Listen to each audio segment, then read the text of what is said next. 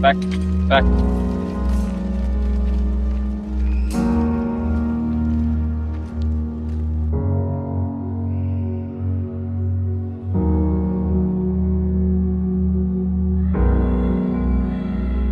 Thousands upon thousands of corpses, with clouds of flies hovering over them, the nauseating smell of rotting bodies, survivors who looked like living skeletons. These were just some of the brutal images seen by Allied soldiers as they began liberating the concentration camps set up across Germany. The months or even years of cruelty they inflicted on their prisoners left marks they could never erase.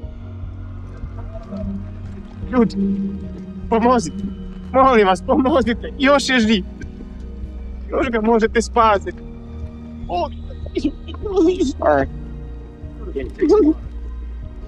It is not surprising that some of the Allied soldiers could not contain their emotions when witnessing such cruelty. The camps of captivity were bathed in the blood of their prisoners. But when the war ended, it was the guards who suffered the consequences of their actions. Sometimes, it was the prisoners who took revenge, and sometimes it was the American or British troops themselves. For them, it was the least they deserved for the terrible atrocities committed. That is why today, in this new military history video, we will tell you all about the brutal scenes witnessed by the Allies in the concentration camps and their visceral reactions to them.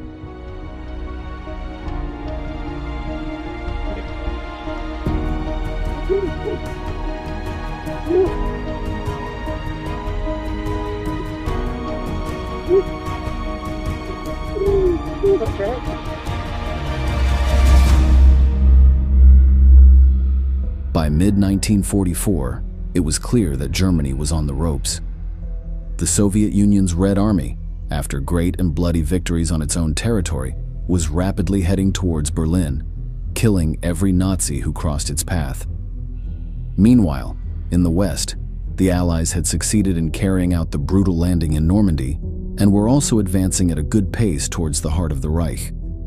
Fearing what might happen after the end of the conflict, Heinrich Himmler, in charge of the organization of the concentration camps, ordered his men to eliminate all traces of the final solution, the systematic plan to exterminate approximately 6 million Jews.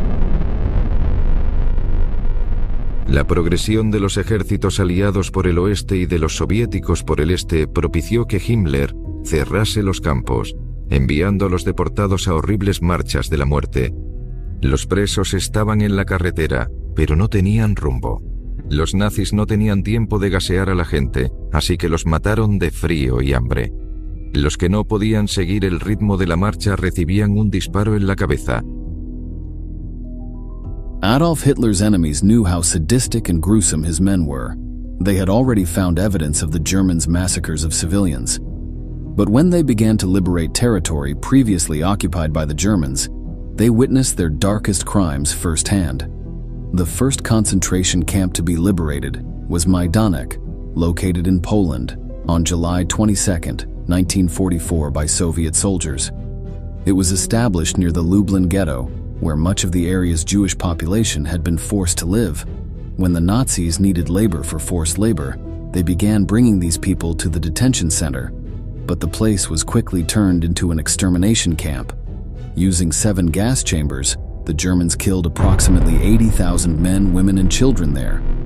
Due to the rapid advance of the Soviets, the Germans were unable to destroy the evidence of their crimes before fleeing, so Majdanek was captured almost intact. This was the first time the Allies were confronted with the full extent of Nazi cruelty. They encountered piles of corpses and thousands of skeletal prisoners on the verge of death from malnutrition and disease. This was their first encounter with the horror of what would come to be known as the Holocaust. They began to understand that the Nazis had committed atrocities against civilians, the vast majority of them Jews, on an unimaginable scale. Majdanek was only the first of hundreds of liberated concentration camps. In all of them, the evidence of the brutality to which the prisoners were subjected was overwhelming. Auschwitz, perhaps the most notorious of these terrible places, began to be evacuated by the Nazis on January 17, 1945. With them, Tens of thousands of Jews and other prisoners were forced into the Reich to continue their captivity. Thousands more, too weak to march, remained until Soviet soldiers began to arrive on January 27th. The Germans found it impossible to erase the evidence of what they had done there. In some sheds, there were hundreds of thousands of suits and dresses, all belonging to murdered people. In addition, more than 7,000 kilos of human hair were found, due to the custom of shaving the heads of captives as soon as they arrived. Der hat dort gestanden, alle mit Uniform, nur Augen, ganz schmale. Das war sehr, sehr schrecklich. Ja, sehr schrecklich. Many Soviet soldiers, veterans of a terrible war and witnesses of all kinds of cruelty, broke down in tears when they saw the evidence of Nazi crimes. Some seemed to feel ashamed or even guilty that human brutality could reach such extremes. Only a few prisoners celebrated their release. The vast majority were so weak that they were unable to move or even understand what was happening. Many believed it was a cruel trick by their captors to make them think their captivity was over. It was only when they were taken to hospitals and offered nutritious food for the first time in months or years that they understood they had regained their freedom. Of the 1.3 million people who arrived at Auschwitz, only 7,000 remained in the camp when the Soviets arrived.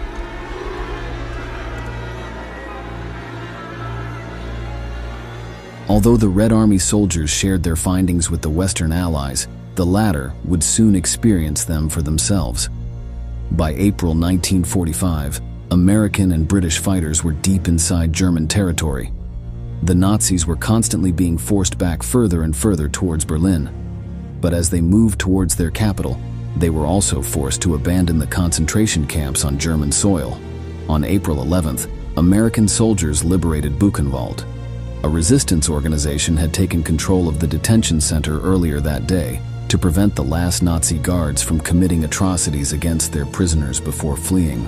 However, for many it was already too late. By the time the Allies arrived, most of the captives could barely stand. En abril de 1945 los estadounidenses entraron en el campo de concentración de Ortrud, una ramificación de Buchenwald. Eisenhower estaba sobrecogido. Nunca he estado tan conmocionado en toda mi vida, confesó. Patton se puso enfermo junto a un cobertizo.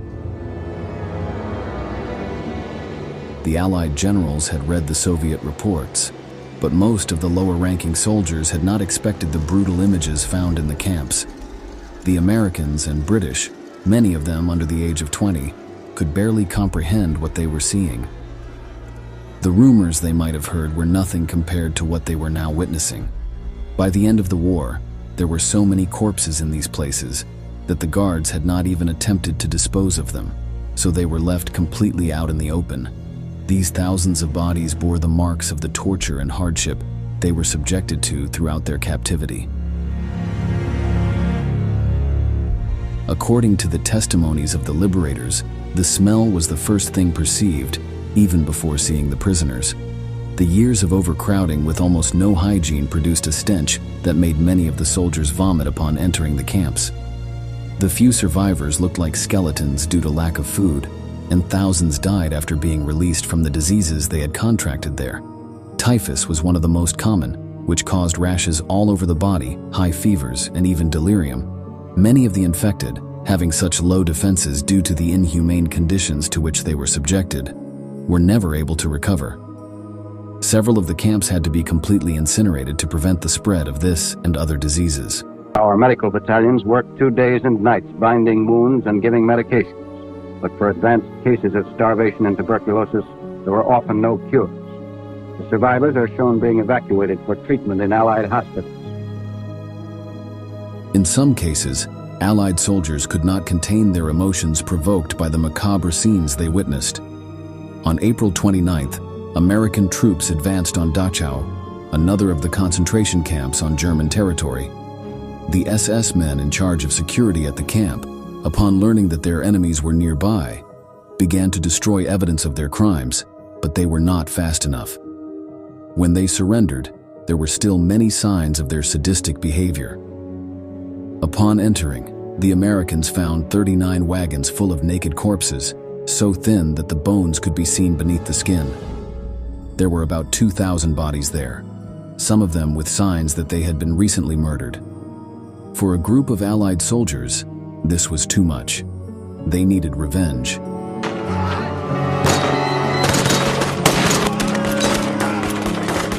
Even today, it is not known exactly what happened. According to some of the witnesses, 50 German SS men, after their surrender, were gathered in front of one of the walls of the camp. A squad of Americans, some of whom carried machine guns, were tasked with keeping a close watch on them. This is where accounts differ.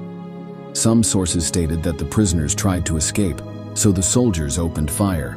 Dozens were killed almost instantly, while many others were seriously wounded.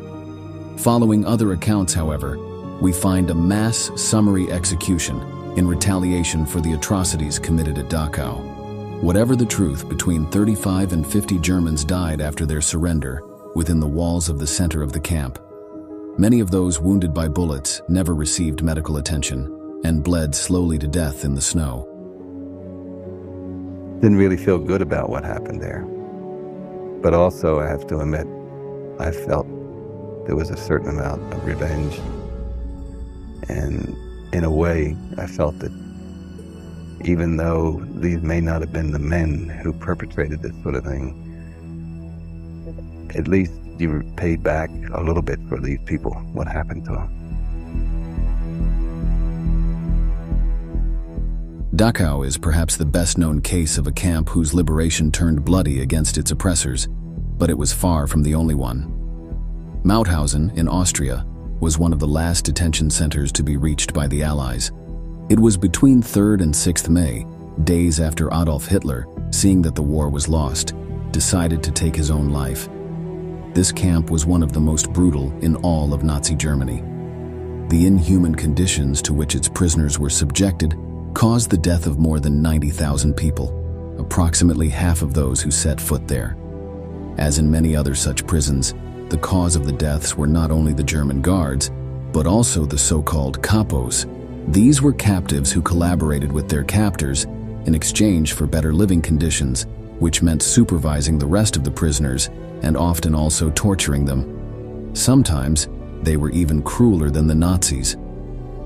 אני בהתחלה שהגעתי, אז תכף שאלת את הכבוי מתי יש ביקור הורים, מתי אני יכולה לבקר, מתי אני יכולה לפגוש. אמרת, במחנה כזה כזה. 3 ימים, 4 ימים, 5 ימים. אנחנו ראינו מהמחנה שלנו, איפה שגרנו, ערובה ענקית שיוצא מזה לעבוד, לא עשן, לעבוד. אז היא אומרת לי, את רואה שם נשרפו כולם. שם נשרפה אמא שלנו והאחים שלנו. By the time American soldiers arrived at Mauthausen, most of the guards had evacuated the camp, but dozens of them were still there. After the Allies disarmed these men, chaos broke out. The prisoners took the opportunity to take revenge on the people who had tormented them for years. Many were decapitated with their own knives, and in several cases, their heads were reportedly placed on stakes in a macabre display of rage. The capos were not spared from the wave of retribution. Those who had not fled were hunted down and killed with guns, or even beaten to death. In many cases, American soldiers, sickened by the brutal images they encountered each time they arrived at a camp, did not intervene to help the Nazis. To them, it was exactly what they deserved. On the first night after the liberation of the Dachau concentration camp, all the prisoners who had collaborated with the administration, or the so-called capo, were also executed by the prisoners. They were strangled, torn apart, some had their heads crushed, and some were simply hanged. Altogether, about 300 prisoners became victims of the first night after the liberation. On May 8, 1945, Germany signed its unconditional surrender.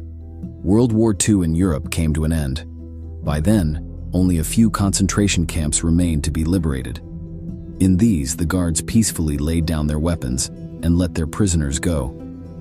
But even though the days of captivity were over, the deaths continued to occur. The malnutrition, exhaustion, and disease to which these people were subjected for years was too much for many of them. Tens of thousands lost their lives months after the end of hostilities due to these factors. A large number of them decided to take their own lives, unable to comprehend the cruelty they had experienced. Even some Allied soldiers could not cope with what they saw in the camps and made the same tragic decision. The war continued to claim victims even after it had ended. And I remember Bobby saying, "I'll never make it through the night with this smell," because he's smelling the bodies all day long and the stench and everything. And it was really the point of you were sick to your stomach to begin with. No one ate chow that night. We had our K-ration. No one ate. And I don't think there was a guy that slept that night. I don't think there was a guy that didn't cry openly that night. Some German guards, filled with guilt for what they had done, also took their own lives. Many others were put on trial after the war and sentenced to prison, but only the camp commanders were sentenced to death. Among them was Rudolf Höss, the leader of Auschwitz, and Martin Weiss of Dachau. For the lower-ranking Germans, however, even though they were responsible for unimaginable cruelties, the maximum penalty they faced was a few years of imprisonment. Many of them were never even brought to court and managed to spend the rest of their lives in freedom, though not in peace. However, their anguish would never be comparable to that of the few survivors of the Holocaust, who witnessed firsthand one of the most barbaric acts in human history. We have reached the end of the video, and we want to ask you, do you think the German guards killed during the liberation of the camps deserved their fate? Leave us your answer in the comments box below, and don't forget to subscribe to our channel to learn about many more military events that left their mark on history.